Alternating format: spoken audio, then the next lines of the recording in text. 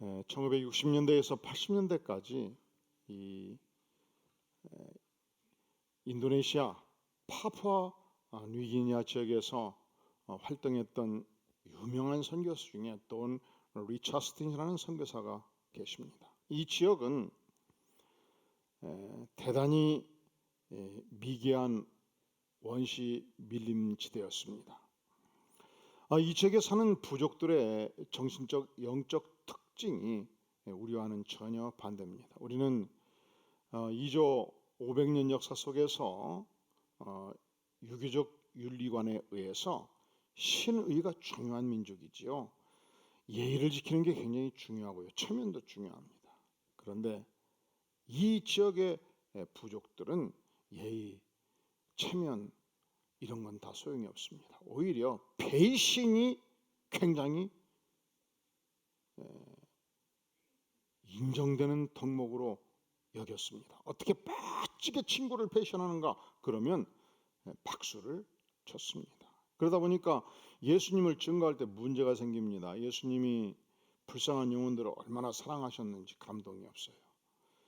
어떻게 병자들을 치열하게 고치셨는지, 얼마나 아름다운 음성으로 감동력 있는 설교를 하셨는지 별 관심이 없어요. 그런데 어느 날 이 돈 리차드슨 선교사님이 예수님을 쭉 설명하다가 드디어 예수님이 마지막 생애 십자가 앞에서 어떻게 유다에 의해서 배신당하고 있는가를 설명하기 시작하자 온 부족들이 관심이 집중이 되었습니다. 그 다음이 어떻게 됐냐고 자꾸 묻기 시작했습니다. 저들은 뭐가 관심이 있는 거예요? 어떻게 유다가 멋지게 예수님을 배신하였는가? 내가 언제까지 이러한 부족에게 복음을 증거해야 되는 것인가? 갈등과 고통이 있었습니다. 그런데 어느 날 한 부족원으로부터 그들 부족이 가지고 있는 화해의 아이라는 제도에 대해서 설명을 듣게 되었습니다. 만약에 우리가 A 부족이고 제가 족장이라고 합시다. 연말에 있는 B 부족이 새벽에 쳐들어왔습니다. 그래서 20명, 30명 우리 부족원들을 죽이고 수백만 원어치 자산을 양과 소떼를 탈취해 간 것입니다. 그럼 어떡하겠습니까? 족장인 나는 젊은이 전사들을 200명, 300명, 500명 소집을 해가지고 급습을 하는 것입니다. 토벌을 하는 것입니다. 그리고 상대 부족장의 아들, 2살, 3살 된 아들을 데리고 오는 거예요. 이 아이가 족장인 우리 집에서 큽니다. 이 아이가 화해의 아이예요.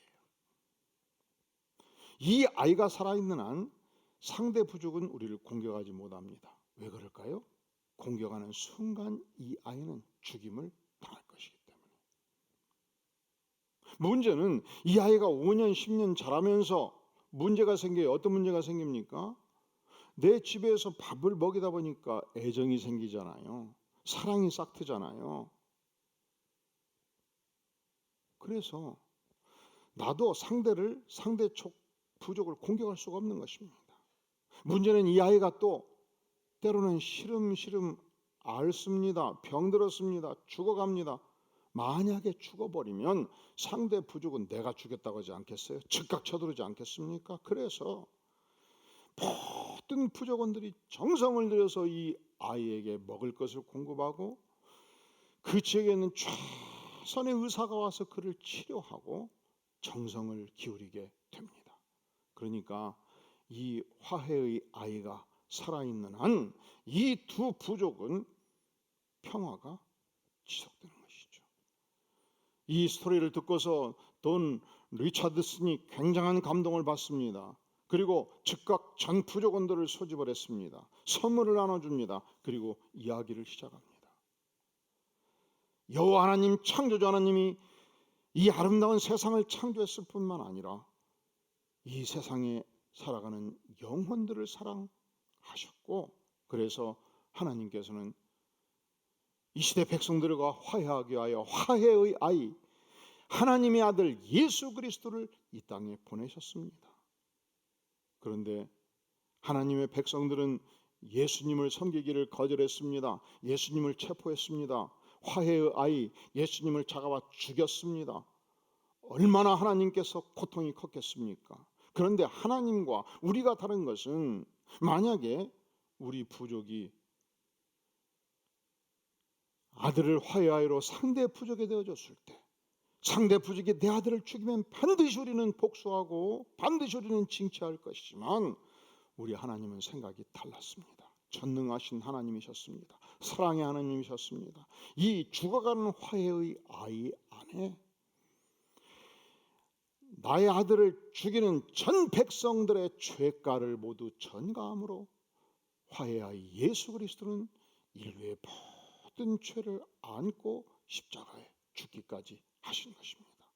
이 죽으심의 고통이 너무 커서 하나님도 그 순간 외면하셨습니다. 하늘에 지상에 캄캄한 어두움이 임하였습니다. 이때 모든 부족원들이 흐느껴 울기 시작했습니다. 왜냐하면 상대 부족이 화해아이를 죽였음에도 불구하고 상대 부족의 죄악을 용서하기 위해서 그 모든 죄악을 나의 아들에게 전가한다는 것이 얼마나 큰 고통인가는 그들이 몸소 체험하고 있었기 때문에, 그리고 전 부족이 집단으로 예수 그리스도를 구주로 영접하는 역사가 일어난 것입니다. 선교학적으로는 각 민족마다, 각 족속마다 예수 그리스도를 상징하는 어떤 유비를 하나님께서 심겨 두셨다 말합니다. 화해의 아이는 말하자면 예수 그리스도의 유비였습니다. 구약 성경 전체는 예수 그리스도의 유비입니다. 구약은 그림자고 예수님은 실체입니다. 레위기는 특별히 예수님의 생애의 절정인 십자가에서 피 흘리심으로 인류의 모든 죄를 사했다는 의미에서 레위기의 모든 제사 제도가 예수님의 십자가를 향해서 집중하고 있는 것입니다. 1장은 번제의 장입니다. 1장에서 그 시대 백성들이 범죄할 때 흠없는 숫소를 잡아다가 가죽만 벗기고 전체를 불태워서 하나님께 드렸습니다. 마치 그와 같이 예수 그리스도께서 자신의 생애 전체를 십자가에 갈라서 피 흘리심으로 하나님께 드렸습니다. 예수님의 십자가는 번제의 완성이 된 것입니다. 레위기 전체가 각 장마다 엄청나게 많은 제사가 등장하고, 또 그렇기 때문에 반복되는 것처럼 여겨져서 우리가 필사할 때 상당한 어려움이 있을 것입니다. 그래서 그때마다 여러분들은 여러분의 선물 꾸러미에서 책을 뽑아 가지고 레위기 272쪽을 여시기를 바랍니다. 272쪽에 보면 1장부터 17장까지 거룩한 하나님께 나아가는 길, 제사를 통해서 하나님께 나아가죠. 그걸 제시하고 있고, 18장에서 마지막까지는 이제 우리가 하나님께 나아갔으면 하나님과 동행하는 삶을 살아야 되지 않겠습니까? 거룩한 하나님과 동행하는 삶입니다. 우리가 어떻게 거룩한 하나님께 나아갈 수 있겠습니까? 첫 번째가 번제예요. 번제란 무엇입니까? 번제란 흠없는 수컷 소나 양, 염소 또는 비둘기를 태워 향기로 드리는 제사입니다. 그러니까 전체를 향기로 드리는, 불태워서 드리는 이 제사를 번제라고 말합니다. 여러분들이 1장을 필사할 때는 반드시 1장 제목 번제 주제를 기록하고 1장을 필사하면 본문을 이해하는 데 큰 도움이 될 것입니다. 소제는 동물이 아니고 채소, 곡물을 드리는 제사로서 충성과 복종을 의미합니다. 화목제는 하나님과 나 사이에 갈라진 관계, 나와 백성 사이에 갈라진 관계를 화목해 하는 제사인 만큼, 이 제사에 드린 모든 동물들은 다시 제사장이 백성들에게 주어서 화해의 열매로 화해의 식사를 하는데 사용하도록 되어 있었습니다. 속죄제, 내가 하나님 앞에서 지은 그 모든 죄를, 지도자의 죄, 백성들의 죄를 안고 죄사함을 받는 제사입니다. 속건제는 우리가 범죄할 때 때로 이웃에게 피해를 줄 수 있죠. 바로 그 피해를 보상하는 제사가 속건제가 되겠습니다. 따라서 이번 여름 전교인이 필사에 돌입할 때에 각 장의 제목과 주제를 기술하고 필사함으로 우리가 레위기라는 위대한 성경에 깊이 접근해 갈 수 있을 것입니다.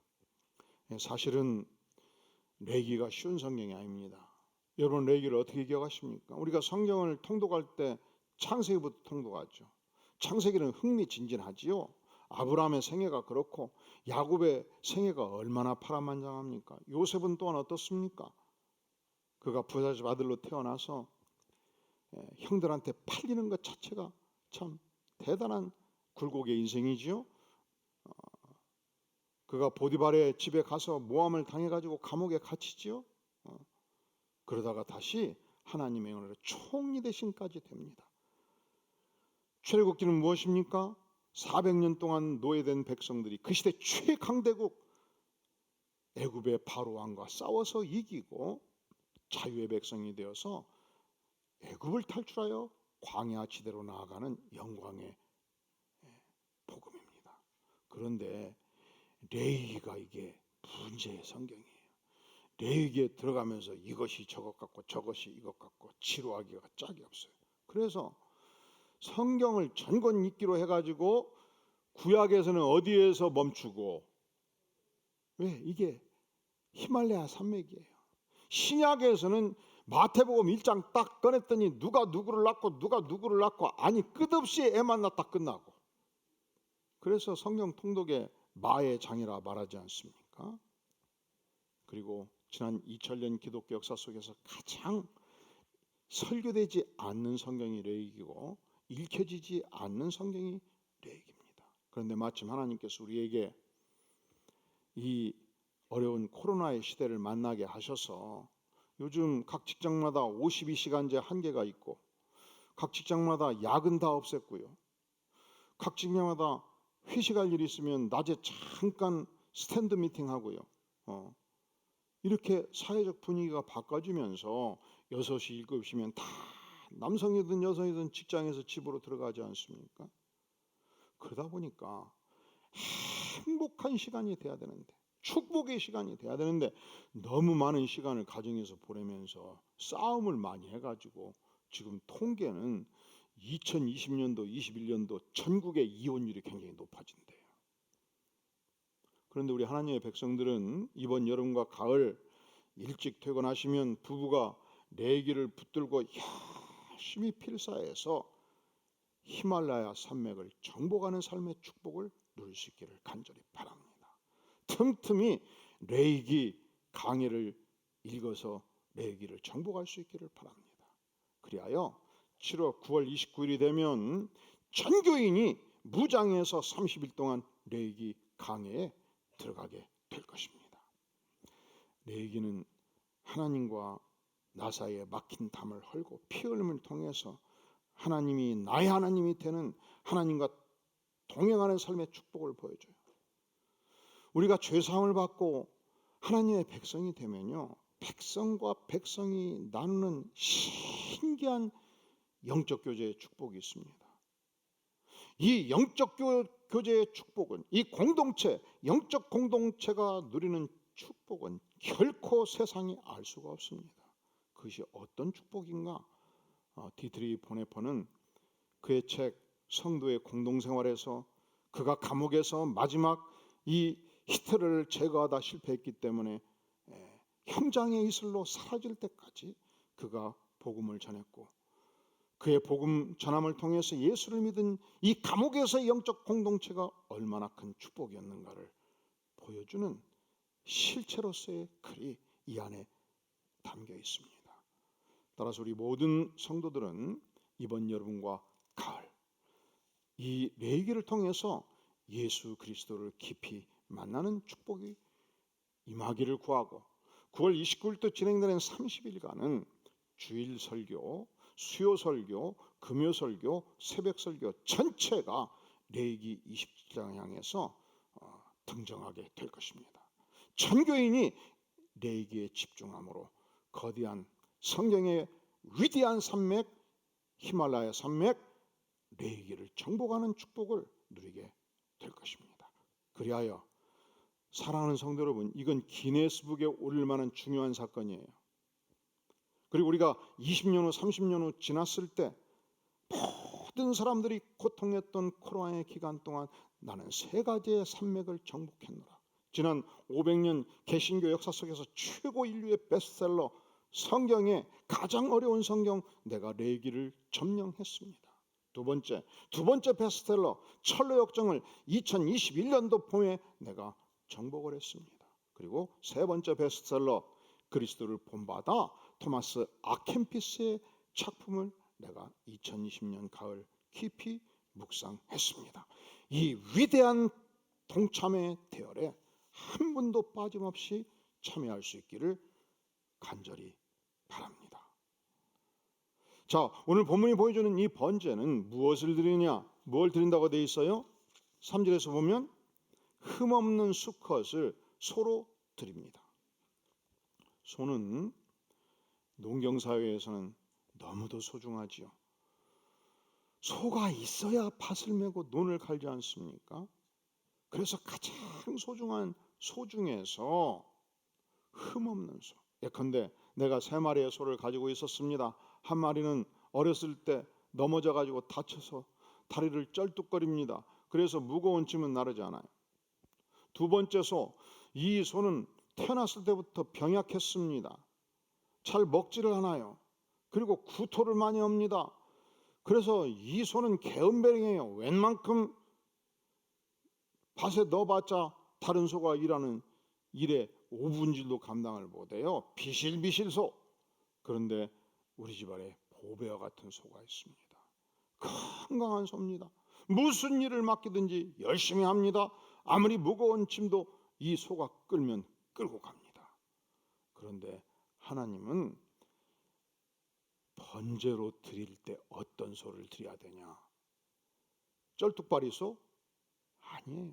비실비실 소? 아니에요. 건강한 흠없는 숫소를 하나님께 바쳐라. 이것은 무엇을 말하는가? 인류 역사에 가장 탁월하신 온전하신 예수 그리스도, 하나님의 아들 예수 그리스도, 그분이 이 땅에 오셔서 십자가에서 온전히 전생애가 드려진 것입니다. 그러니까 예수 그리스도가 십자가에 피 흘려 죽기까지 헌신하신 것은, 예수 그리스도의 헌신은 첫 번째 특징, 그것은 온전한 헌신이었습니다. 그것은 모든 제사를 완성하는 온전한 헌신이었습니다.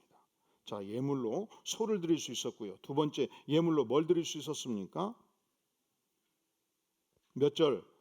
10절에 보면 만일 그 예물이 가축대 양이나 염소의 번제이면 역시 흠없는 수컷으로 드리라고 그랬습니다.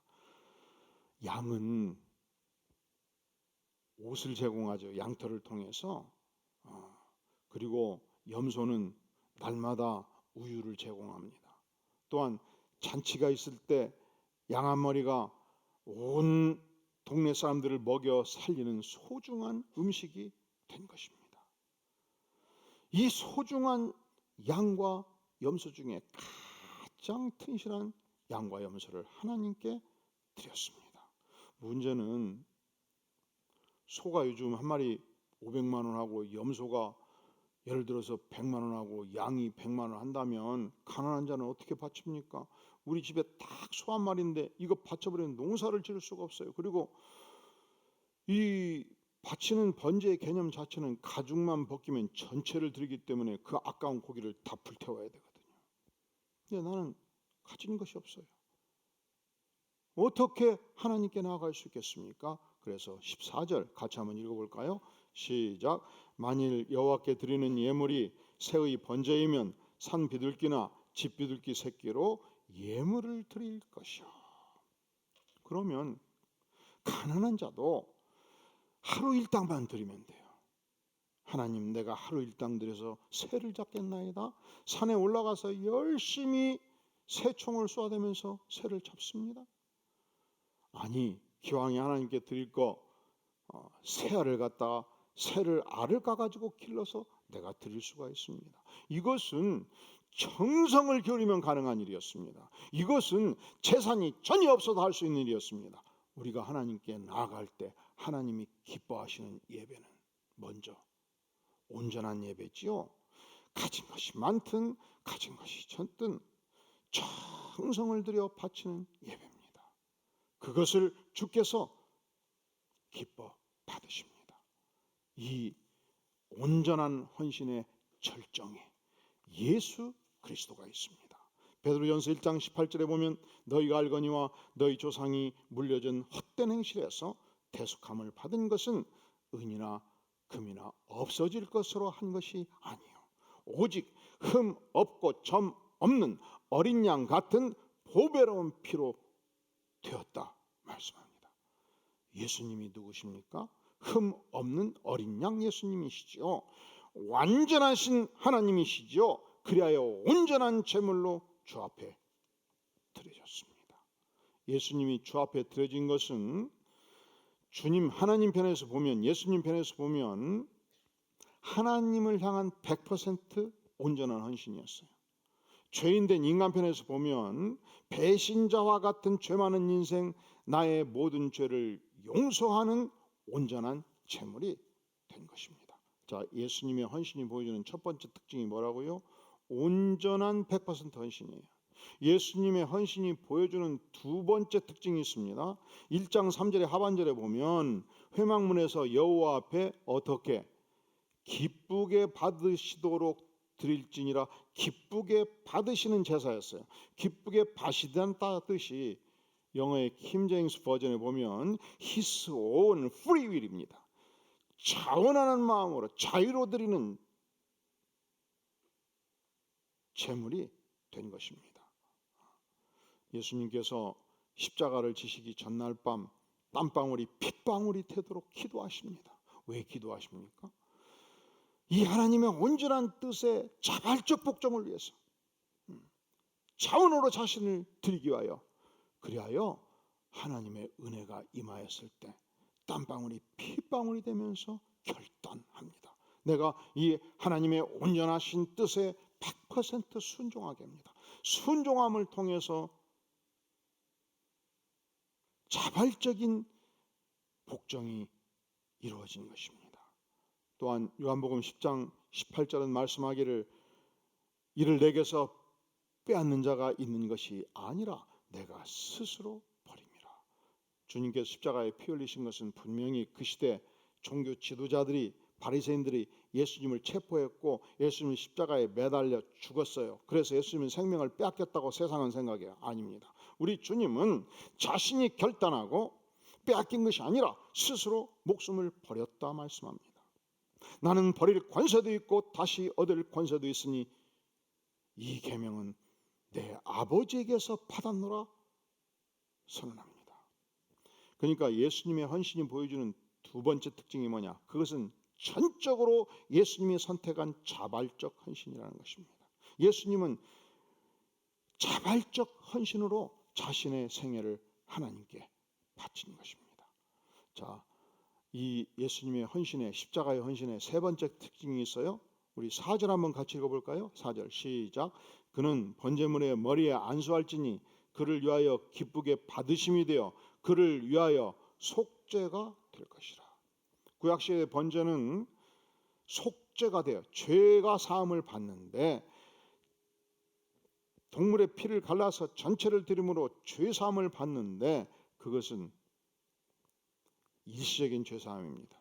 그것은 단회적인 죄 사함입니다. 그런데 예수님은 십자가에서 자신의 생애 전체를 번제로 드림으로 완성된 죄 사함, 온전한 죄 사함, 영원한 속죄를 이루는 것입니다. 그러니까 예수님은 자신의 생애를 십자가에서 온전히 바침으로, 예수님의 생애에서 평생의 섬김의 생애인데 그 섬김의 절정을 이루게 되는 것이죠. 마가복음 10장 45절로 말씀합니다. 인자가 온 것은, 예수님이 온 것은 섬김을 받으려 함이 아니라 도리어 섬기려 하고 자기 목숨을, 섬김의 절정이 뭐냐? 자기 목숨을 많은 사람의 대속물로 주시는 그 십자가의 절정이 있다는 거예요. 속죄의 제사, 예수님이 십자가에 피 흘려 죽으심은 속죄의 완성임과 동시에 섬김의 절정이에요. 자, 예수님의 헌신이 뭐냐? 첫째는 온전한 헌신이 있죠. 두 번째는 자발적인 헌신이죠. 세 번째는 속죄의 완성이에요. 동시에 예수님의 헌신이 갖는 놀라운 특징이 있습니다. 자, 우리 다 함께 9절 읽어볼까요? 9절 시작. 그 내장과 정강이를 물로 씻을 것이요 제사장은 그 전부를 제단 위에서 불살라 번제를 드릴지니 이는 화제라 여호와께 향기로운 냄새니라. 그 시대 제물을 불태워서 전체를 드리면 하나님께서 그것을 향기로운 냄새로 받으셨습니다. 이 향기라는 단어가 영어로 아로마예요. 많이 들어보셨죠? 아로마. 하나님께 드려진 영광스러운 냄새, 아름다운 향기라는 것입니다. 그러니까 예수님이 십자가에 피 흘려 죽으신 것은 무엇을 의미합니까? 예수님이 자신이 하나님께 드려진 그 아름다운 향기 자체라는 것입니다.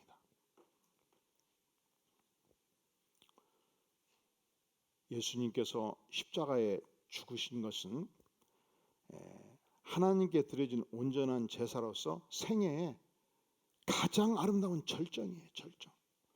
예수님은 탄생부터 그 생애의 목표가 삶에 있지 않고 십자가의 죽으심에 있었습니다. 이 땅에 어떤 인생인들 죽기 위해서 태어난 자가 누가 있겠습니까? 이 땅의 모든 인생들은 살기 위해서 태어났습니다. 잘 살기 위해서 태어났어요.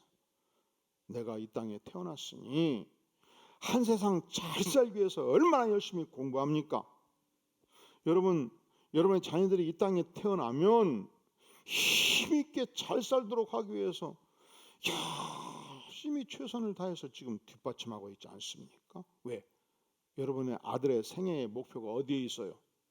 잘 사는 데 있어요. 20세 30세 죽는 것이 목표라면 그렇게 죽으라고 공부시킬 이유가 없고 20살에 의과대학 들어가가지고 죽으라고 6년 공부하고 인턴 레지던트 죽으라고 밤낮 없이, 난 진짜 이해 안 가는 것이 인턴 레지던트를 일하는 방식이 이해가 안 가요. 그렇게 대한민국 최고의 머리 좋은 사람들을 뽑아가지고 6년 동안 공부를 시켜가지고 인턴 딱 뽑히면 24시간 일을 해.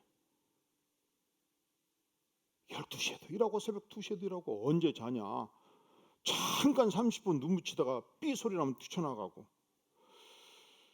도무지 지금도 이해가 안 가요.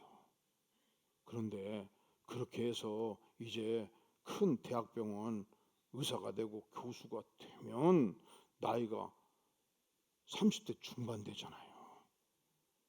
그래서 대학병원 의사 되는 순간 죽었다. 얼마나 억울하냐고. 억울 안 해요? 아닌 모양인데. 얼마나 억울하냐고. 그럴 바에야 그냥 대학도 안 보내고 평생 놀고 다니고 그냥 하고 싶은 일 마음대로 하고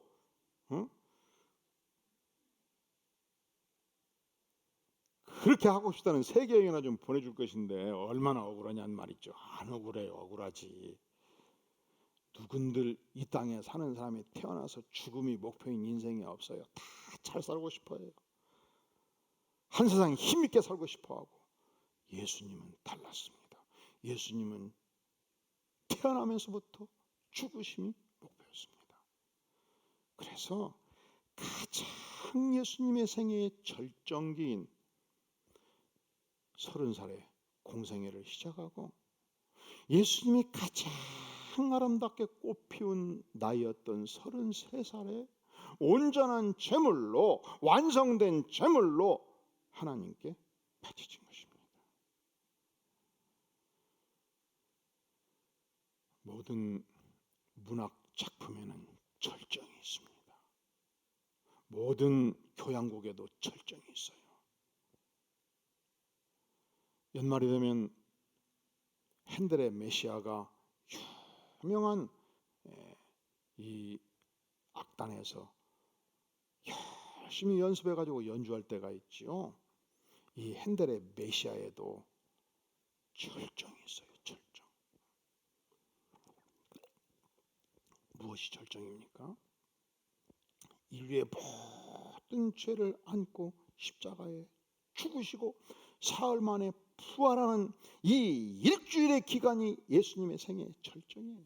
이 절정을 향해서 나아갈 때 하나님을 찬양합니다. 어떻게 찬양합니까? 할렐루야 찬양합니다. 이 찬양의 절정에서 할렐루야 할렐루야 할렐루야 할렐루야 할렐루야 찬양하잖아요. 여기에서 예수님은 죽으심으로 온전한 헌신을 이루셨습니다. 예수님은 자발적으로 죽음의 길을 처벅처벅 걸어가셨습니다. 그리하여 온 인류의 죄를 안고 속죄를 완성시키셨습니다. 이 죽으심은 하나님을 향해서 드려줄 수 있는 가장 아름답고 향기로운 제물이 된 것입니다. 그렇다면 이 예수님의 온전한 희생 앞에서 나는 누구인가? 나는 어찌할꼬? 사랑하시는 성도 여러분, 우리의 평생의 생애를 통해서 내가 섬겨야 될 단 한 분의 예배의 대상이 예수 그리스도십니다.